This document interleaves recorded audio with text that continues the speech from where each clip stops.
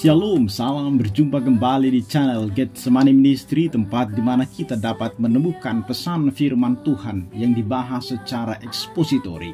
Kali ini kita akan mendengarkan penjelasan epistel di Minggu tanggal 20 Juli 2025. Sebelumnya, mari kita berdoa. Tuhan Allah yang Maha Kudus, kami datang dengan hati yang lapar akan kebenaran-Mu. Bukalah telinga dan hati kami untuk mendengar dan memahami firman-Mu hari ini. Tegurlah kami, bentuklah dan ubahlah hidup kami agar menjadi umat yang setia. Dalam nama Yesus Kristus kami berdoa. Amin. Firman Tuhan bagi kita diambil dari kitab Amos pasal 8 ayat 1 sampai dengan ayat yang ke-12. Demikian firman-Nya bagi kita. Inilah yang diperlihatkan Tuhan Allah kepadaku. Tampak sebuah bakul berisi buah-buahan musim kemarau. Lalu berfirmanlah ia, apakah yang kau lihat, Amos? Jawabku, sebuah bakul berisi buah-buahan musim kemarau. Berfirmanlah Tuhan kepadaku, kesudahan telah datang bagi umatku Israel. Aku tidak akan memaafkannya lagi. Nyanyian-nyanyian di tempat suci akan menjadi ratapan pada hari itu. Demikianlah firman Tuhan Allah. Ada banyak bangkai kemana-mana, orang melemparkannya dengan diam-diam. Dengarlah ini, kamu yang menginjak-injak orang miskin dan yang membinasakan orang sengsara di negeri ini. Dan berpikir, bilakah bulan baru berlalu supaya kita boleh menjual gandum, dan bilakah hari Sabat berlalu supaya kita boleh menawarkan terigu dengan mengecilkan eva, membesarkan sikal, berbuat curang dengan neraca palsu, supaya kita membeli orang lemah karena uang dan orang yang miskin karena sepasang kasut, dan menjual terigu rongsokan. Tuhan telah bersumpah demi kebanggaan Yakub bahwasanya aku tidak akan melupakan untuk seterusnya segala perbuatan mereka. Tidakkah akan gemetar bumi karena hal itu sehingga setiap penduduknya berkabung? Tidakkah itu seluruhnya akan naik seperti sungai Nil diombang-ambingkan dan surut seperti sungai Mesir? Pada hari itu akan terjadi demikianlah firman Tuhan Allah. Aku akan membuat matahari terbenam di siang hari dan membuat bumi gelap pada hari cerah. Aku akan mengubah perayaan-perayaanmu menjadi perkabungan dan segala nyanyianmu menjadi ratapan. Aku akan mengenakan kain kabung pada setiap pinggang dan menjadikan gundul setiap kepala. Aku akan membuatnya sebagai perkabungan karena kematian anak tunggal, sehingga akhirnya menjadi seperti orang yang pahit pedih. Sesungguhnya waktu akan datang. Demikian firman Tuhan. Aku akan mengirimkan kelaparan ke negeri ini, bukan kelaparan akan makanan dan bukan kehausan akan air, melainkan akan mendengarkan firman Tuhan. Mereka akan mengembara dari laut ke laut dan menjelajah dari utara ke timur untuk mencari firman Tuhan, tetapi tidak mendapatkannya. Demikian firman Tuhan. Bapak Ibu Saudaraku yang kekasih, dalam dunia yang semakin bising dengan informasi dan teknologi, sesungguhnya kita mungkin merasa bahwa firman Tuhan itu selalu tersedia. Karena hari ini ada Alkitab di setiap gawai atau handphone kita, khotbah-khotbah online dan renungan harian. Namun ironisnya, ketersediaan firman Tuhan tidak menjamin apakah umat itu taat atau tidak. Bahkan bisa jadi kita sedang mengabaikan suara Tuhan yang sejati, lebih memilih hiburan dan kenyamanan. Kitab Amos membawa kita ke masa ketika Tuhan berseru melalui nabinya, tetapi umat Tuhan menolak. Dan tibalah saatnya ketika Tuhan memutuskan untuk tidak lagi berbicara. Ini adalah saat yang paling mengerikan sesungguhnya. Bukan ketika Tuhan menghukum dengan bencana, melainkan ketika Ia berhenti berbicara. Bapak Ibu Saudaraku, kita tahu bahwa kitab Amos ini ditulis sekitar abad ke-8 sebelum Masehi pada masa kerajaan Israel Utara mengalami kemakmuran ekonomi di bawah pemerintahan Yerobeam yang kedua. Namun di balik kemakmuran itu terjadi ketidakadilan sosial, terjadi penyembahan berhala dan kebobrokan moral. Maka Amos sebagai seorang gembala dari Tekoa di Yehuda dipanggil Tuhan untuk menyampaikan nubuat penghukuman kepada Israel. Pasal 8 berisi penglihatan keempat dan 5 penglihatan dalam kitab ini. Ini adalah gambaran tentang akhir yang tak terelakkan bagi bangsa yang telah menolak firman Tuhan berulang kali. Apa yang bisa kita dapat lewat eksposisi teks ini? Yang pertama adalah tanda kematangan hukuman, yaitu keranjang buah-buahan musim panas, ayat 1 sampai dengan ayat yang ketiga. Dalam ayat 1 sampai dengan ayat yang kedua, Tuhan memperlihatkan kepada Amos sebuah penglihatan tentang keranjang buah-buahan musim panas. Inilah permainan kata dengan Gets yang berarti akhir. Buah-buahan musim panas adalah buah yang siap dipetik. Sudah matang artinya Israel sudah matang untuk dihukum. Tidak ada lagi ruang untuk pertobatan atau penundaan. Hukuman akan datang segera. Dan dalam ayat yang ketiga Tuhan menegaskan bahwa nyanyian akan berubah menjadi ratapan. Bait Allah akan menjadi sunyi senyap karena banyaknya mayat. Ini menunjukkan bahwa penghukuman Tuhan tidak hanya bersifat rohani tetapi juga nyata dan mengerikan. Keheningan di bait Allah bukanlah tanda damai, melainkan tanda bahwa Tuhan tidak lagi hadir di tengah umatnya. Jadi kalau kita perhatikan teks ini memperlihatkan bahwa Israel telah lama diberi kesempatan sesungguhnya untuk bertobat. Namun mereka terus menolak panggilan Allah.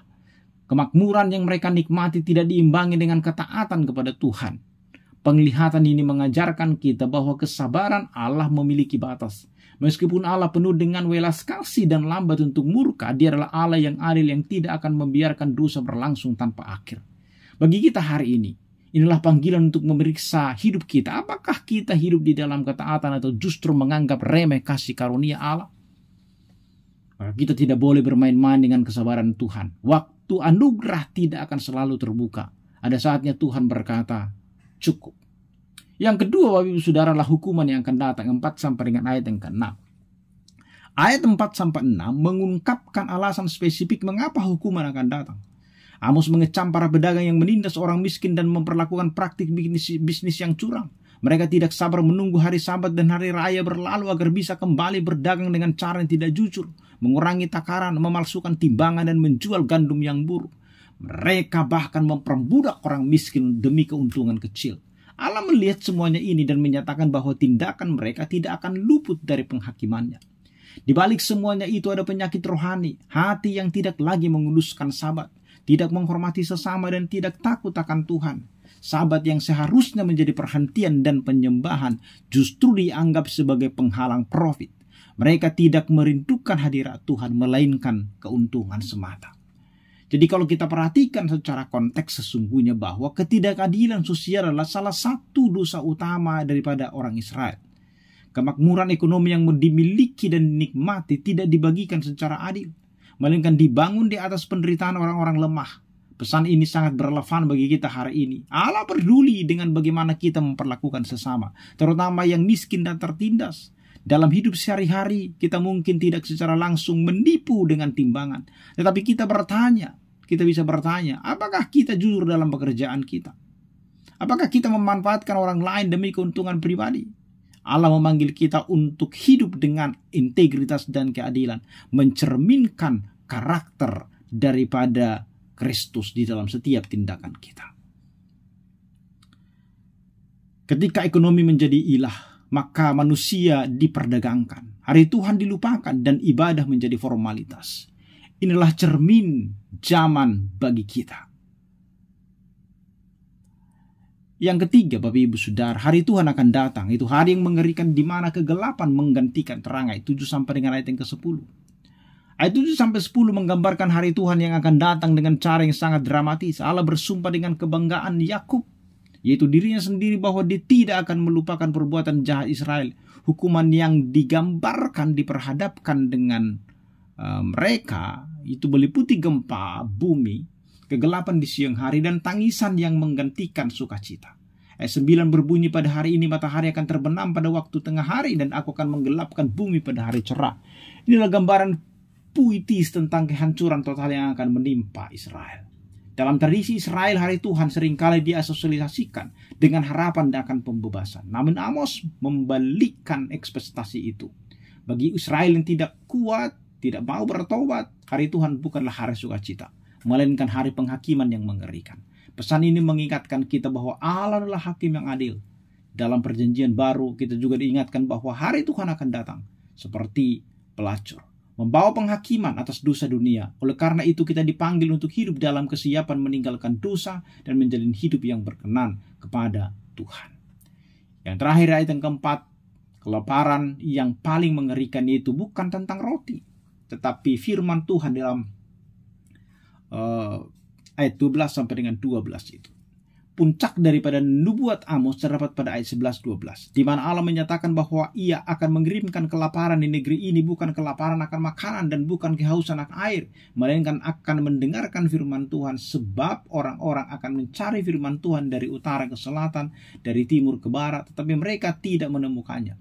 Inilah hukuman yang paling berat, karena menunjukkan bahwa Israel telah terlalu lama menolak firman, sehingga Allah akhirnya menariknya dari mereka. Mereka akan kehausan rohani, tapi tidak ada air hidup. Inilah paradoks. Dulu mereka menolak firman Tuhan, karena mereka mencarinya tapi tidak menemukannya, dan karena Tuhan tidak bisa saat ini berbicara kepada mereka, tapi karena Dia memilih untuk diam.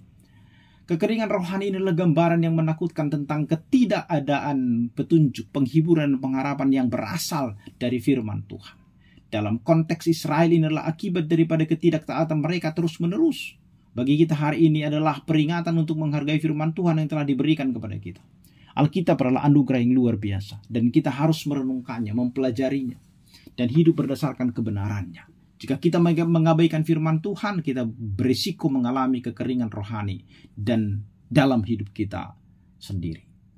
Keheningan Tuhan, ingatlah, adalah penghakiman. Ketika Tuhan berhenti menegur, itu berarti Ia menyerahkan kita kepada kebinasaan. Jangan pernah anggap remeh saat Tuhan masih berbicara lewat firman, pengkhotbah, dan hati nurani. Ketika Dia sudah bicara secara pribadi kepada kita, maka bisa jadi itu adalah peringatan bahwa kita tidak lama lagi di dalam dunia ini. Bapak Ibu Saudara, jangan tunggu Tuhan berdiam. Saudara, teks ini adalah panggilan untuk bertobat sebelum terlambat.